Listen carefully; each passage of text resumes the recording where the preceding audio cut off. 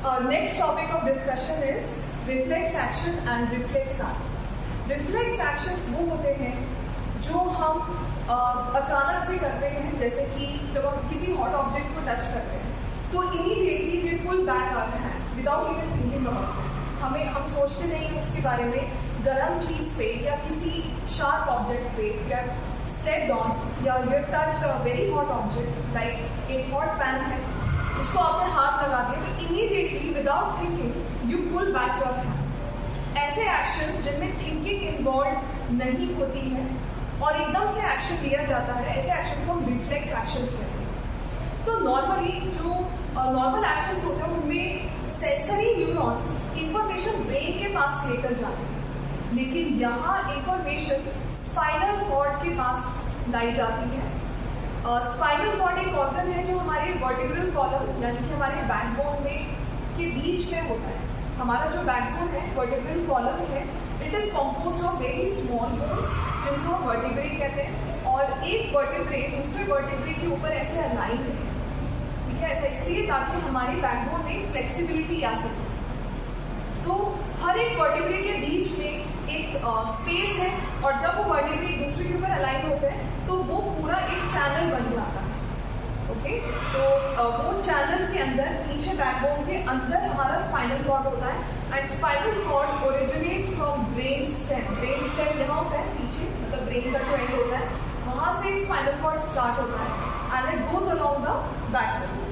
हमारा ब्रेन जो है वो हमारे क्रेनियम में होता है। ठीक है, उसको बोनी बॉक्स, उसको हम क्रेनियम कहते हैं। ठीक है, हमारे सर का जो ये वाला पार्ट है उसको हम क्रेनियम बोलते हैं।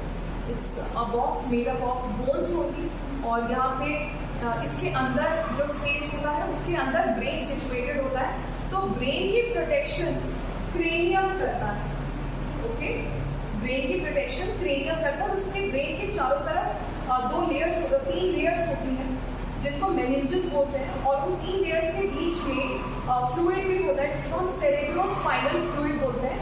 तो सेरेब्रोस्पाइनल फ्लूइड, मेनिंजेस और क्रेनियम मिलकर हमारे ब्रेन की प्रोटेक्शन करते हैं और हमारी स्पाइनल कॉर्ड की प्रोटेक्शन के लिए है हमारा वर्टिब्रल कॉलम यानी कि हमारा बैकबोन।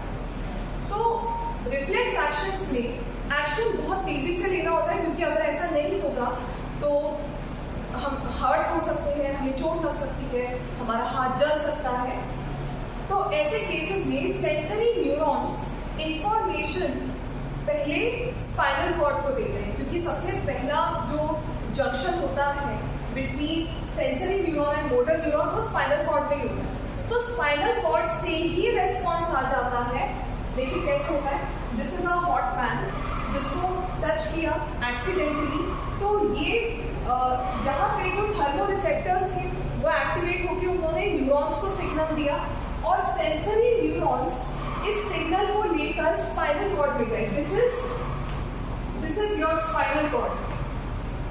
ठीक है, स्पाइनल कॉर्ड के पास सिग्नल गया और स्पाइनल कॉर्ड से फिर मोटर न्यूरॉन्स के थ्रू सिग्नल आया और हमारे हाथों के जो मसल्स होते हैं, मतलब जिस हाथ को टच किया तो उसी हाथ के मसल्स को हम इफेक्टर्स देंगे और उसी हाथ के मसल्स के पास मोटर न्यूरॉन्स कॉन्ट्रैक्शन का सिग्नल लेकर आएंगे कि जल्दी से कॉन्ट्रैक्ट करो और हाथ को ऊपर खींचो वरना हाथ जल सकता है। ठीक है, तो इफेक्टर्स ने कॉन्ट्रैक्ट किया, मसल्स ने कॉन्ट्रैक्ट किया और हाथ हम वापस मतलब we pulled back our hand. तो ऐसे एक्शंस को हम कहते हैं रिफ्लेक्स एक्शंस।